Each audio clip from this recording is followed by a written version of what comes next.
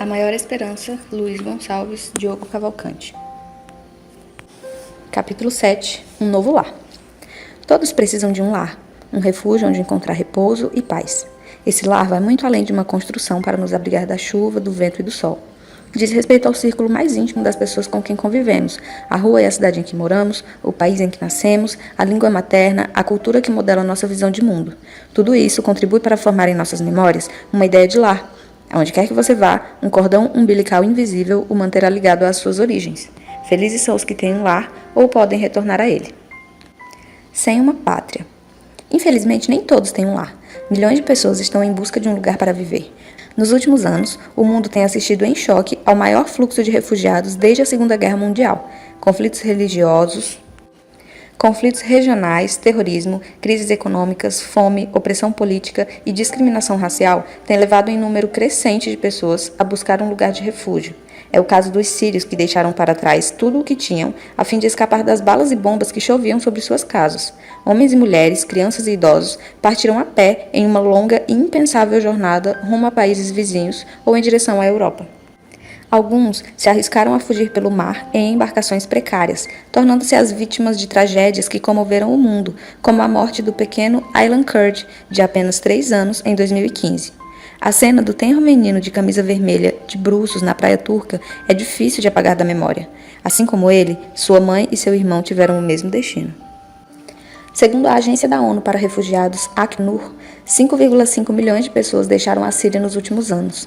Pelo mar, outros milhares de refugiados africanos se arriscam em direção à Europa em busca de melhores condições de vida. A travessia do Mediterrâneo em embarcações frágeis ou mesmo botes tem levado a cenas dramáticas. A travessia do Mediterrâneo em embarcações frágeis ou mesmo em botes tem levado a cenas dramáticas de naufrágio, barcos à deriva, fome e perda de vidas. A guarda costeira de países como a Espanha e a Itália tem interceptado esses barcos e frequentemente resgatado os sobreviventes. Outros milhões sequer têm uma pátria da qual fugir. É o caso dos apátridas, que não são reconhecidos como cidadãos de nenhum país. Nessa condição, eles têm extrema dificuldade para exercer seus direitos básicos, como acesso à educação, saúde e emprego. Pessoas podem se tornar apátridas com o colapso de seu país de origem. Outros podem ser banidos e perder a cidadania. Entretanto, a maior parte dos sem-pátria se compõe de grupos étnicos, povos que não são considerados cidadãos nos países em que vivem. É o caso dos mais de 1 milhão de Rohingyas que vivem em Myanmar. A maior parte dessa população teve que fugir para se salvar de um quadro de repressão, prisão, tortura e execuções sumárias, caracterizadas pela ONU como crimes contra a humanidade. Existe ainda um enorme fluxo de imigrantes que têm um lar e o deixam em busca de melhores condições econômicas e de trabalho, ou mesmo de sucesso e fama. Encantados com a realidade dos países desenvolvidos, exposta na internet mais do que nunca, multidões se lançam à sorte para ganhar uma nova vida. Em muitos casos, advogados, engenheiros e outros profissionais se motivam a trabalhar como construtores, pintores e limpadores de calhas sob a neve, com a esperança de juntar dinheiro, subir degraus e vencer. Muitos sonham com o Green Card, permissão para viver nos Estados Unidos, ou mesmo com ganhar uma nova nacionalidade e, com ela, acesso irrestrito a benefícios oferecidos pelo novo país. Em suas palavras de despedida, Jesus prometeu a vida em um lugar infinitamente melhor. Abre aspas, que o coração de vocês não fique angustiado. Vocês creem em Deus, creiam também em mim. Na casa de meu pai há muitas moradas. Se não fosse assim, eu já lhes teria dito, pois vou preparar um lugar para vocês. E quando eu for e preparar um lugar, voltarei e os receberei para mim mesmo, para que onde eu estou, vocês estejam também. João 14, de 1 a 3. Nessas palavras, encontramos todos os sentidos ligados à ideia de lar: pertencimento, afeto, laços, proximidade e amparo. Jesus viveu neste mundo para que um dia pudéssemos morar no mundo dele, um lugar perfeito, sem violência, doenças e morte. Um ambiente de profunda paz, conforto e plena realização. Ele morreu para que pudéssemos viver e tivéssemos acesso irrestrito ao mais valioso título de cidadania. A grande promessa. A segunda vinda de Cristo, anunciada ao longo de todas as Escrituras Sagradas, aponta para o maior êxodo, a maior imigração da história da humanidade. A promessa de Jesus foi a preparação de um lar para os incontáveis milhões de pessoas que tiveram crido nele ao longo da história. É um poderoso convite aos bilhões de habitantes da Terra no presente. Como vimos no capítulo anterior, é um convite feito a você que está lendo esse livro, a seus amigos, colegas e familiares. Pode parecer maravilhoso demais para ser verdade, mas essa promessa ecoa na Bíblia de capa a capa. O pecado provoca uma profunda separação entre nós e Deus, mas ele, ainda assim, atuou ao longo da história para estar perto de nós. Para entender melhor esse aspecto, precisamos lembrar que o Criador não tolera a maldade existente no mundo.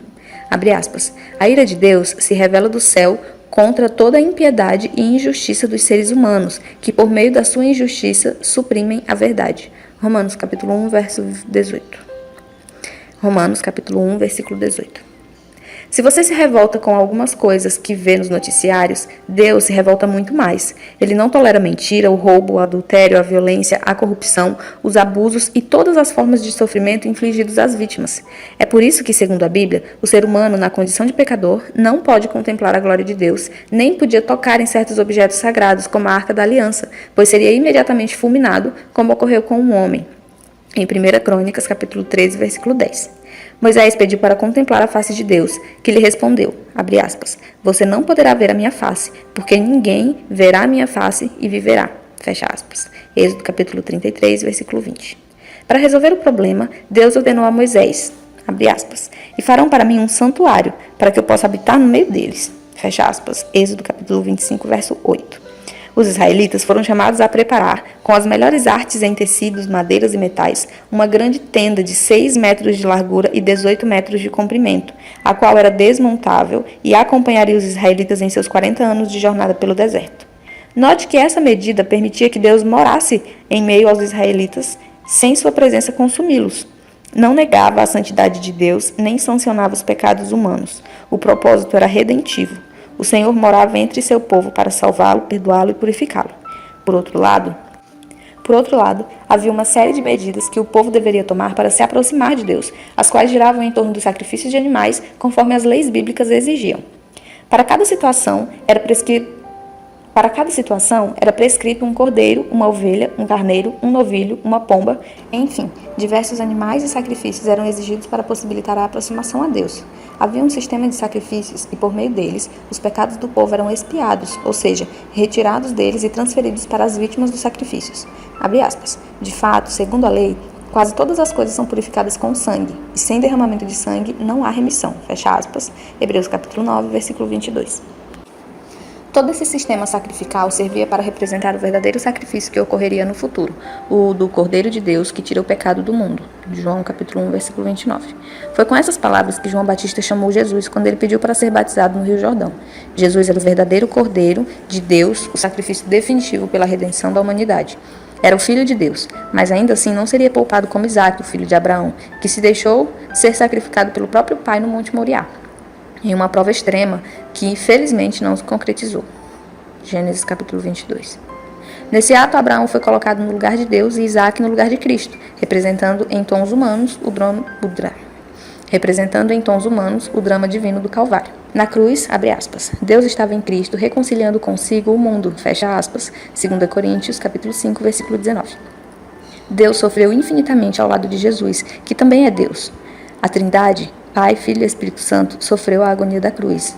João capítulo 1, versículo 1. Jesus sofreu corporalmente, como Deus encarnado, mas também espiritual e emocionalmente, uma dor inimaginável. Embora tivesse sido perfeito em amor, Cristo carregou em seus ombros o insuportável peso da malignidade do mundo, dos pecados, crimes e mentiras de toda a história passada e futura. Ele se tornou literalmente uma maldição. E por um momento, seu laço com o Pai foi quebrado. Jesus perdeu o senso da presença de Deus perto de si e gritou em sua humanidade, Deus meu, por que me desamparaste? Mateus capítulo 27, versículo 46. Cristo nos resgatou da maldição da lei, fazendo-se Ele próprio maldição em nosso lugar. Gálatas 3, 13. Na primeira vinda, o objetivo de Jesus foi reconciliar o mundo com Deus, refletindo em sua vida o caráter do Pai. Ele ensinava as pessoas de todas as classes e idades com histórias singelas, mas profundas, que revelavam a verdadeira natureza de Deus. Pregou e refletiu plenamente como ser humano a imagem de Deus, revelando que Ele é nosso Pai Celestial, se interessa por nós e ama profundamente a humanidade. É um Deus que nos ama tanto, ao ponto de realizar o maior sacrifício possível para nos resgatar da morte e da destruição. Jesus foi o maior mestre que já caminhou por este mundo. Cristo, abre aspas, é o resplendor da glória de Deus e a expressão exata do seu ser, fecha aspas, Hebreus capítulo 1, versículo 3. Filipe não havia entendido isso e pediu para Jesus mostrar o Pai, ao que Jesus respondeu, Há tanto tempo estou com vocês, Felipe, e você ainda não me conhece? Quem vê a mim, vê ao Pai. Fecha aspas, João capítulo 19, versículo 9.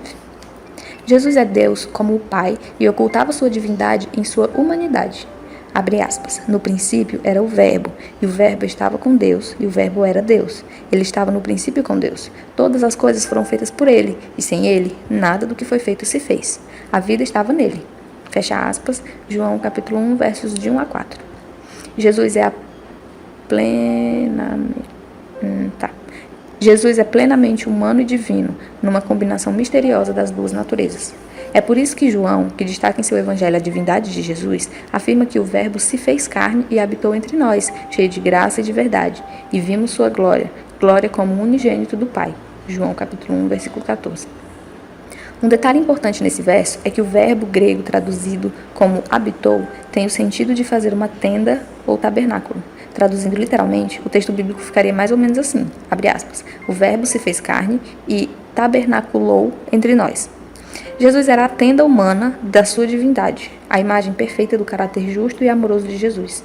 Era homem, mas não deixava de ser Deus. Se no passado foi construído um grande tabernáculo coberto de tecidos de lã e de peles de animais para Deus habitar no meio do seu povo, Cristo se fez pele humana, carne e osso, trazendo Deus para ainda mais perto de nós. Por isso ele é chamado de Emanuel, Deus conosco. Mateus capítulo 1, versículo 23. Como homem, ele foi testado ao extremo, mas resistiu até a morte e venceu, cumpriu sua missão para nos devolver o direito de reencontrar aquele de quem somos filhos, criados à sua imagem e semelhança. Está consumado. Esse foi o seu grito de vitória consciente de que, ao expirar, realizou o sacrifício necessário para salvar o mundo que ele tanto amou. João 19:30. De volta ao lar. Jesus veio para levar a humanidade errante ao verdadeiro lar, um cordão umbilical que nos liga ao Criador. Uma memória antiga que nos faz sentir falta dele.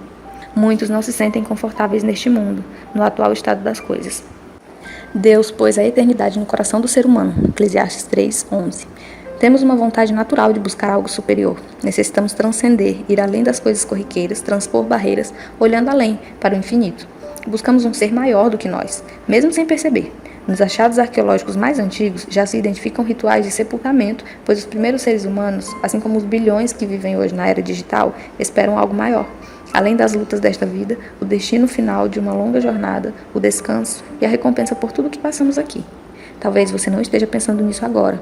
Quem sabe esteja absorvido com tantas provas na escola, os trabalhos da faculdade, o namoro, os compromissos do emprego, o sonho do próprio negócio, o dinheiro, os projetos, a família, os filhos, os netos e tantas coisas maravilhosas que realmente valem a pena.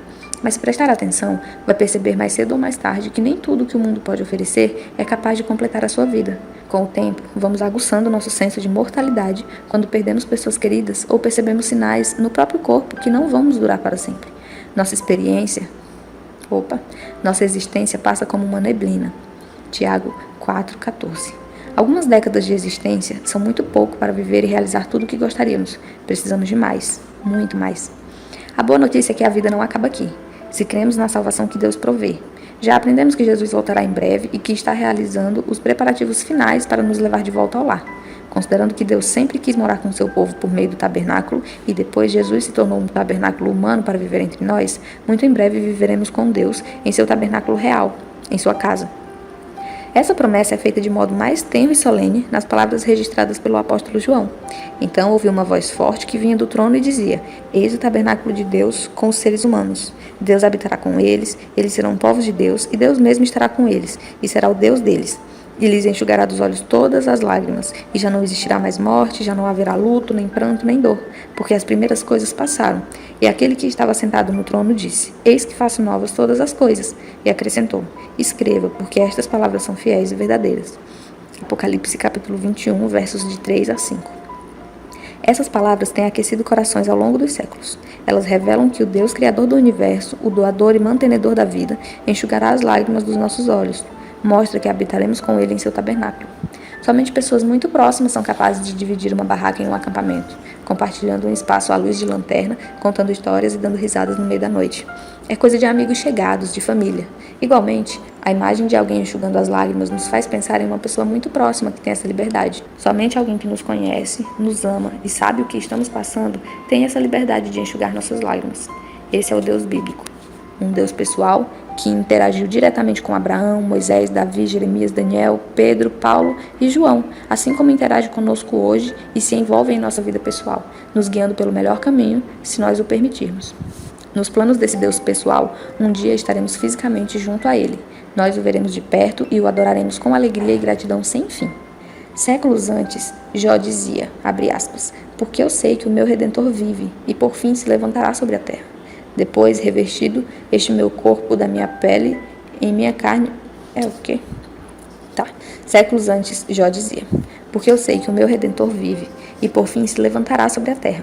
Depois, revestido este meu corpo da minha pele, em minha carne verei a Deus. Eu o verei por mim mesmo, os meus olhos o verão, e não outros. De saudade, meu coração desfalece dentro de mim. Fecha aspas, Jó capítulo 19, versículos de 25 a 27. Assim como outros homens e mulheres da Bíblia, Jó acreditava na ressurreição dos mortos. Tinha certeza de que quando seu Redentor se levantasse, ele seria ressuscitado, teria seu corpo de volta e veria a Deus pessoalmente. Nova realidade. Mas alguém dirá, como é que os mortos ressuscitam e com que corpo virão? Mas alguém dirá, como é que os mortos ressuscitam e com que corpo virão?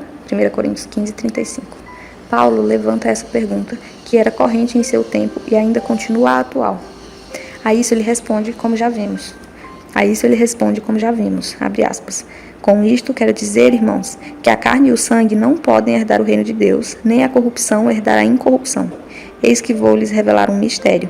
Nem todos dormiremos, mas todos seremos transformados no momento, no abrir e fechar de olhos, ao ressoar da última trombeta. A trombeta soará, os mortos em Cristo ressuscitarão incorruptíveis e nós seremos transformados, porque é necessário que este corpo corruptível se revista da incorruptibilidade e que o corpo mortal se revista da imortalidade. 1 Coríntios 15, 50 a 53. Na volta de Jesus, como já vimos, aqueles que creram nele e estiveram vivos serão transformados e terão um novo corpo. Esse corpo não sofrerá a corrupção das doenças e do envelhecimento. Será um corpo novo, físico, mas não sujeito à morte. Abre aspas, porque o Senhor mesmo, dada a sua palavra de ordem, ouvida a voz do arcanjo e ressoada a trombeta de Deus, descerá dos céus, e os mortos em Cristo ressuscitarão primeiro. Depois, nós, os vivos, os que ficarmos, seremos arrebatados juntamente com eles entre nuvens, para o encontro do Senhor nos ares, e assim estaremos para sempre com o Senhor. Fecha aspas, 1 Tessalonicenses 4, 16 e 17. Na última ceia, Jesus prometeu, abre aspas, e digo a vocês, desta hora em diante, nunca mais beberei deste fruto da videira, até aquele dia em que beberei com vocês o vinho novo, no reino de meu Pai. Fecha aspas, Mateus 26, 29. No reino de Deus, haverá uva e outras frutas e sucos. Haverá uma imensa cidade concreta, com os muros e estruturas belíssimas, reluzentes, feitas de materiais finíssimos, indescritíveis. Abre aspas. E vi novo céu e nova terra, pois o primeiro céu e a primeira terra já passaram, e o mar não existe. Vi também a cidade santa, a nova Jerusalém, que descia do céu da parte de Deus, preparada como uma noiva, enfeitada para o seu noivo. Fecha aspas. Apocalipse 21, 1 e 2. Após o juízo final, que ocorrerá 1000 anos depois da volta de Jesus, o qual se concluirá com a destruição definitiva de todo o mal no lago de fogo, Deus irá recriar a terra. Apocalipse 20. Assim como no Gênesis, abre aspas, Deus criou os céus e a terra, fecha aspas, Gênesis capítulo 1, versículo 1. E no Apocalipse, João vê novo céu e nova terra. Na terra, Deus estabelecerá sua capital, transformando este planeta no centro de comando do universo. Nele estará a nova Jerusalém, a cidade santa descrita no Apocalipse. Venha, vou mostrar-lhe a noiva, a esposa do Cordeiro. E ele me levou no espírito a uma grande e elevada montanha, e me mostrou a cidade santa, Jerusalém, que descia do céu da parte de Deus, a qual tem a glória de Deus. E o seu brilho era semelhante a uma pedra preciosíssima, como pedra de jaspe cristalina. Tinha uma muralha grande e alta, com 12 portões, e junto aos portões 12 anjos. Sobre os portões estavam escritos os nomes, a saber, os nomes das 12 tribos dos filhos de Israel. A muralha da cidade tinha 12 fundamentos, e sobre estes, os 12 nomes dos 12 apóstolos do Cordeiro. Apocalipse capítulo 21, versículos de 9 a 12 e 14. A cidade reúne em um só lugar os povos do Antigo Testamento e também do Novo Testamento, os salvos de todas as eras. O texto bíblico descreve a cidade de uma maneira gráfica, expõe a realidade concreta da promessa divina, serve para reafirmar a confiabilidade dessa promessa. Não se trata de espíritos desencarnados andando entre nuvens, tocando harpas eternamente numa realidade sem graça. Não. Revela uma eternidade concreta, realizada na terra, Neste chão em que você está pisando agora, transformado, recriado 1000 anos após os salvos terem vivido com Cristo no céu e depois do juízo final. Não só a humanidade será redimida, mas o próprio planeta Terra. Deus nunca desiste de um projeto que ele começou. Faltam palavras para descrever essa nova realidade. Você já viu um tipo de ouro como vidro transparente? Os 12 portões são 12 pérolas e cada um desses portões é feito de uma só pérola. A praça da cidade é de ouro puro, como vidro transparente. Não vi nenhum santuário na cidade, porque o seu santuário é o Senhor, o Deus Todo-Poderoso e o Cordeiro. A cidade não precisa de sol nem de lua para lhe dar claridade, pois a glória de Deus a ilumina, e o Cordeiro é a sua lâmpada. As nações andarão mediante a sua luz, e os reis da terra trazem a sua glória. Os seus portões jamais serão fechados, de dia e de noite, pois nela não haverá noite. Os seus portões jamais se fecharão de dia, pois nela não haverá noite. E lhe trarão a glória e a honra das nações. Apocalipse 21, versículos de 21 a 26. A descrição prossegue apresentando o rio e a árvore da vida em uma realidade na qual não haverá mais doenças nem morte. Remete à criação original de Deus, a árvore da vida que permitiu os primeiros seres humanos viver para sempre. Com o pecado, eles perderam acesso a ela, tornando-se mortais. Gênesis 2, 9 e 3, 22. Na nova realidade, os seres humanos se tornam imortais, por terem de novo acesso à árvore da vida. Então o anjo me mostrou o rio da água da... Então o anjo me mostrou o rio da água da vida, brilhante como cristal, que sai do trono de Deus e do Cordeiro, no meio da praça da cidade. E de um lado e outro do rio está a árvore da vida, que produz 12 frutos, dando seu fruto mês a mês. E as folhas das árvores são para a cura dos povos. Nunca mais haverá qualquer maldição. Nela estará o trono de Deus e do Cordeiro. Os seus servos o adorarão, contemplarão a sua face, e na sua testa terão gravado o nome dele. Então já não haverá mais morte, e não precisarão de luz, nem de lamparina, nem da luz do sol, porque o Senhor Deus brilhará sobre eles, e reinarão para todo sempre. Apocalipse 22, de 1 a 5. Com um novo corpo, não há mais fadiga. Teremos energia e vigor inimagináveis. Assim como as paisagens áridas da Terra são renovadas, isso também ocorrerá com a família humana. Não haverá deficiências, doenças degenerativas, câncer, diabetes, males cardíacos, AIDS, paralisia, incapacitação. Todos serão igualmente sadios e viverão com alegria. Então se abrirão os olhos dos cegos e se desimpedirão os ouvidos dos surdos. Os coxos, que são paralíticos, saltarão como as corças, e a língua dos mudos cantará. Pois águas arrebentarão no deserto e ribeiros no ermo. A areia escaldante se transformará em lagos, e a terra seca em mananciais de água. Isaías 35, de 5 a 7. As promessas feitas ao povo de Deus na antiguidade se cumprirão na Nova Jerusalém. Teremos o fim dos lamentos, um trabalho revigorante, contentamento, satisfação e crescimento sem fim. A própria natureza mudará, não havendo mais morte na relação entre os animais. Eu me alegrarei por causa de Jerusalém e exultarei no meu povo, e nunca mais se ouvirá nela nem voz de choro nem de clamor. Eles construirão casas e habitarão nelas, plantarão vinhas e comerão do seu fruto. Não construirão para que outros habitem, nem plantarão para que outros comam, porque a longevidade do meu povo será como o da árvore, e os meus eleitos desfrutarão ao máximo as obras das suas próprias mãos. Não farão o seu trabalho em vão, nem irão gerar filhos para a calamidade, porque a descendência dos benditos do Senhor e os seus filhos estarão com ele. Antes mesmo que clamem, eu responderei. Estando eles ainda falando, eu os ouvirei. O lobo e o cordeiro pastarão juntos, e o leão comerá palha como o boi. Isaías 65, 19 e 21 a 25. Na nova terra não haverá mais velórios, cemitérios, hospitais, trânsito congestionado, dívidas nem impostos. Descobriremos o pleno sentido de liberdade. Mais uma vez, palavras serão insuficientes para descrever os tesouros da nova vida que Deus tem preparado. Se muitos sonham em ter um green card para viver em um país desenvolvido, deveriam sonhar mais ainda com o direito de viver em um lugar em que o ouro é tão abundante que não tem valor e estará debaixo dos pés. As riquezas dos lugares mais belos e luxuosos desse planeta parecerão insignificantes em comparação com a cidade que tem a glória de Deus. Apocalipse 21, 11. Veja como uma autora descreve essa realidade. Ali, mentes imortais contemplaram com prazer, que jamais acabará, as maravilhas do poder criador, os mistérios do amor que redime. Não haverá nenhum adversário cruel e enganador para tentar nos fazer esquecer de Deus. Todas as habilidades se desenvolverão e todas as capacidades serão ampliadas. A aquisição de conhecimento não cansará a mente, nem esgotará as energias. Ali, os mais grandiosos empreendimentos poderão ser levados avante. As mais elevadas aspirações poderão ser alcançadas e realizadas. Ali os mais grandiosos empreendimentos poderão ser levados avante, as mais elevadas aspirações poderão ser alcançadas e realizadas as mais altas ambições. E surgirão ainda novas alturas a atingir, novas maravilhas a admirar, novas verdades a compreender e novos objetos para aguçar as aptidões físicas, mentais e espirituais. Todos os tesouros do universo estarão abertos ao estudo dos redimidos de Deus. Livres da mortalidade, alçaram um voo incansável para os mundos distantes. Mundos que estremeceram de tristeza diante do espetáculo da desgraça humana e ressoaram com cânticos de alegria ao ouvir as novas de uma alma resgatada. Com indescritível prazer, os filhos da terra partilham da alegria e sabedoria dos seres não caídos. Participam dos tesouros do saber e do entendimento adquirido durante séculos e séculos na contemplação da obra das mãos de Deus. Com a visão desobstruída, olham para a glória da criação. Sóis, estrelas e sistemas planetários, todos em sua ordem indicada, orbitando ao redor do trono da divindade. Em todas as coisas, desde a menor até a maior, está escrito o nome do Criador, e em todas se manifestam as riquezas de seu poder. E ao transcorrerem os anos da eternidade, receberão cada vez mais abundantes e gloriosas revelações de Deus e de Cristo. Assim como o conhecimento é progressivo, também o amor, a reverência e a felicidade aumentarão. Quanto mais as pessoas aprenderem a respeito de Deus, mais admirarão o seu caráter.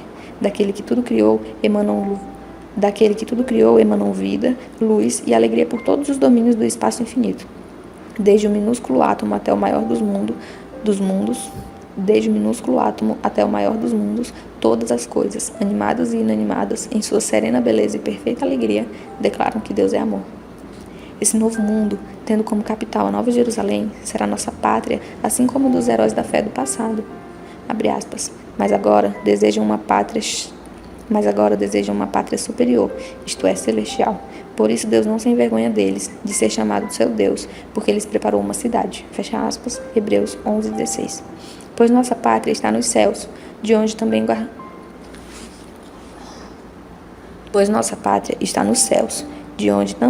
aguardamos o Salvador, o Senhor Jesus Cristo, o qual transformará o nosso corpo de humilhação para ser igual ao corpo de sua glória, segundo a eficácia do poder que ele tem de até subordinar a si todas as coisas. Filipenses 3, 20 e 21. Somos apenas peregrinos neste mundo. De fato, não temos aqui cidade permanente, mas buscamos a que há de vir. Hebreus 13, 14. Temos nosso trabalho, ganhamos nosso pão, estudamos, realizamos muitas atividades, mas tudo isso é corriqueiro e fugaz. Olhamos com fé para a maior esperança que é o retorno de Cristo a este mundo, a fim de nos libertar das correntes que nos prendem e de nos levar para uma nova vida no lugar que Ele nos preparou. Esperamos uma cidade superior. Após revelar essas verdades maravilhosas, cheias de fé, ânimo e esperança, encontramos um forte apelo para uma decisão. Vou fazer de novo por causa da buzina do carro. Após revelar essas verdades maravilhosas, cheias de fé, ânimo e esperança, encontramos um forte apelo por uma decisão. Será possível que ao descobrir tudo isso ficaremos parados? Seguiremos nessa vida indiferentes a essas verdades e promessas divinas? Se ele já cumpriu até aqui tudo o que prometeu, se todas as promessas da Bíblia já se cumpriram, por que essas últimas não se cumpririam? Se percebemos e experimentamos o milagre da vida no mundo atual, por que novos milagres não ocorreriam no futuro? Convite irresistível. Não podemos ficar indiferentes a essas mensagens. No Apocalipse são feitos um alerta e um convite a cada um de nós. Primeiramente se faz um alerta, revelando quem ficará fora da Nova Jerusalém. Essa orientação não pretende nos convencer pelo medo, pois esse sentimento não leva ninguém a amar a Deus. Essa mensagem serve apenas para avisar e informar, de modo que ninguém fique sem saber o que vai ocorrer. Quanto, porém, aos covardes, aos incrédulos, aos abomináveis, aos assassinos, aos impuros, aos feiticeiros, aos idólatras e a todos os mentirosos, a parte que lhes cabe será no lago que arde com fogo e enxofre, a saber, a segunda morte. Apocalipse 21:8. Fora ficam os cães, os feiticeiros, os idólatras e todo aquele que ama e pratica a mentira. Essas palavras são fortes, mas são ditas a nós com um aviso, com amor, em um apelo ao coração, enquanto ainda há tempo para nos decidirmos. Dentro da cidade santa haverá pessoas que terão cometido muitos pecados, mas em algum ponto de sua vida se arrependeram, foram perdoadas, salvas por Jesus e abandonaram os seus maus caminhos. Enquanto alguns possam rir dessa palavra da Bíblia, Deus apela a você que encare isso com seriedade por amor à sua vida. O livro de Apocalipse termina com um convite divino. Esse convite é feito pelo Espírito Santo e pela noiva, a igreja. Abre aspas. O Espírito e a noiva dizem vem. Aquele que ouve, diga vem. Aquele que tem sede, venha, e quem quiser, receba de graça da água da vida. Apocalipse 22:17. Observe a expressão quem quiser. Ela é muito importante. Todas as promessas, o acesso à vida eterna com Deus e aos tesouros do universo, tudo isso depende de sua escolha. Você tem que querer. Quem quiser, irá. Quem não quiser, ficará de fora, pois Deus não força ninguém a nada, por mais que saiba qual seja o melhor caminho. Deus quer muito sua salvação e trabalha incansavelmente por isso, mas cabe a você decidir. Decida-se estar junto a Cristo enquanto há tempo. Jesus afirma repetidamente que ele vem sem demora. Um bom estudo bíblico ajudará você a entender melhor tudo isso. Um bom estudo bíblico ajudará você a entender melhor tudo isso. Peça pelo endereço de WhatsApp indicado no fim deste capítulo. É possível dizer que estamos hoje na fase final da história da humanidade e mais próximos do que nunca da volta de Jesus. Como já vimos no início deste livro, os sinais apontam para esse quadro. Pedro já adiantou que viriam os zombadores, mas alertou que a volta de Jesus pegará muita gente de surpresa. Antes de tudo, saibam que nos últimos dias virão escarnecedores com as suas zombarias, andando segundo as próprias paixões e dizendo: onde está a promessa da sua vinda? Mas há uma coisa, amados, que vocês não devem esquecer, que para o Senhor um dia é como 1000 anos e 1000 anos são como um dia. O Senhor não retarda a sua promessa, ainda que alguns a julguem demorada. Pelo contrário, Ele é paciente com vocês, não querendo que ninguém pereça, mas que todos cheguem ao arrependimento. Porém, o dia do Senhor virá como ladrão. Aquele dia os céus passarão com um grande estrondo e os elementos se desfarão pelo fogo. Também a terra e as obras que nela existem desaparecerão. 2 Pedro 3, versículo 3, 4, 8 e 10. Jesus ainda não veio, pois quer dar mais uma chance a muita gente, entre elas você e nós, autores deste livro. Bem-aventurado aquele que guarda as palavras da profecia deste livro. Eis que venho sem demora, e comigo está a recompensa que tenho para dar a cada um de vocês segundo as suas obras. Apocalipse 22, 7 e 12. E o livro do Apocalipse termina com mais uma repetição desse aviso e um forte anseio pela volta de Jesus. Certamente venho sem demora. Amém. Vem, Senhor Jesus. Apocalipse 22, 20. Reencontrar Jesus e viver com Deus é a nossa maior esperança. Decida hoje crer em Jesus, segui-lo e se preparar para uma nova vida.